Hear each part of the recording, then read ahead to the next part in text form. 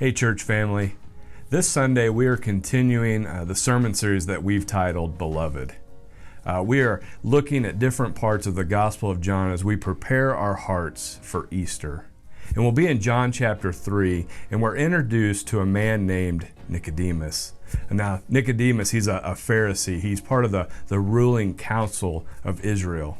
Now sometimes when we think of the Pharisees, we think of kind of the bad guys, and there's good reason for that.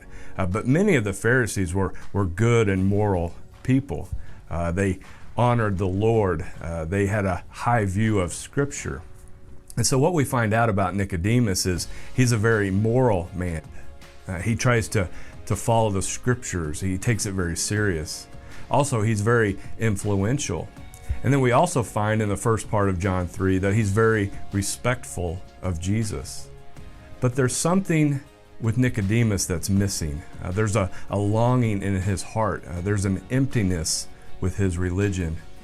And maybe that's where you find yourself today as we prepare and head toward Easter, that there's a longing in your heart that something is missing. And so Nicodemus, he goes to Jesus. He has these questions, but Jesus gives him some unexpected answers.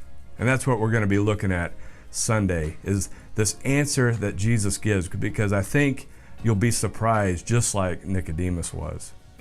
Now this Sunday is going to be a little bit different in that we're not able to post the sermon video. We've had some different things come up and we just didn't have the ability to get that done.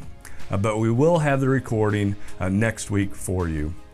But in preparation for this Sunday, I would encourage you to do a couple things. One, read John chapter 3. Read this conversation that Jesus has with Nicodemus. And as you're reading through John chapter 3, you're going to notice that Jesus points Nicodemus to two Old Testament passages.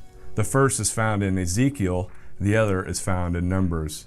And so the passage in Ezekiel is actually chapter 36, verses 25 to 27. And then also he points him to Numbers chapter 21, verses 5 to 9. So again, I would encourage you to do that as you prepare your heart for this message. I hope to see you Sunday at 9:30 or 11. And also as a reminder, this week we will be starting all of the Sunday school classes for all the different ages. And so if you're able, I would encourage you to check out those classes. Hope to see you then.